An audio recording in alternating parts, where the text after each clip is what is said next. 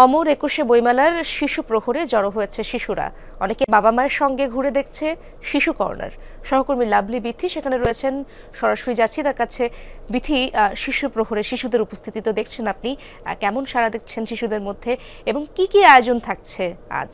Antioxidant ও flavonoid সমৃদ্ধ fresh premium টি এক কাপে কাঁপিয়ে দিন।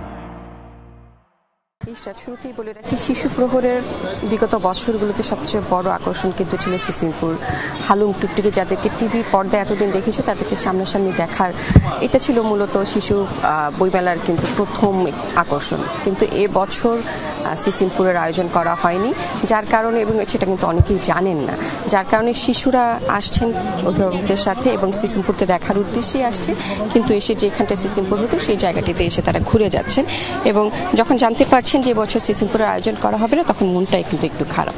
তো অভিভাবকরা বলছেন যে এই শিশু, এখন তার আগে একটু জানিয়ে রাখি, এখন অন্যান্য বছরগুলোতে এই সময় যেরকম জমজমাট দেখি, শিশুদের আগমন দেখে, আনাগোনা দেখি, এবার কিন্তু তেমন একটা দেখা যাচ্ছে না। এর কারণ হিসেবে কিন্তু স্টলের যারা মালিক আছেন এবং যারা অভিভাবক, তারা কিন্তু বলছেন যে শিশু যখন সিসিমপুর থাকে শিশু প্রহরে, তখন দেখা যায় যে অনেক শিশুরা এখানে আসে এবং তারপরে দেখা যায় যে বই কেনার একটা আগ্রহ জন্মায়, বই কেনা হয়। কিন্তু এবছর যেহেতু শিশুরাই জড়ো হয়নি, শিশুদের আগমনী কম হয়েছে, তার কারণ তার একটি বড় প্রভাব কিন্তু এবারের শিশু প্রহর এবং শিশু চত্বরের যে আছে সেখানে কম পড়েছে। তবে স্টলগুলোকে কিন্তু রং বেরঙের ফুল পাখি, বিভিন্ন প্রাণী দিয়ে কিন্তু সুন্দর করে সাজানো হয়েছে আকর্ষণ করার জন্য।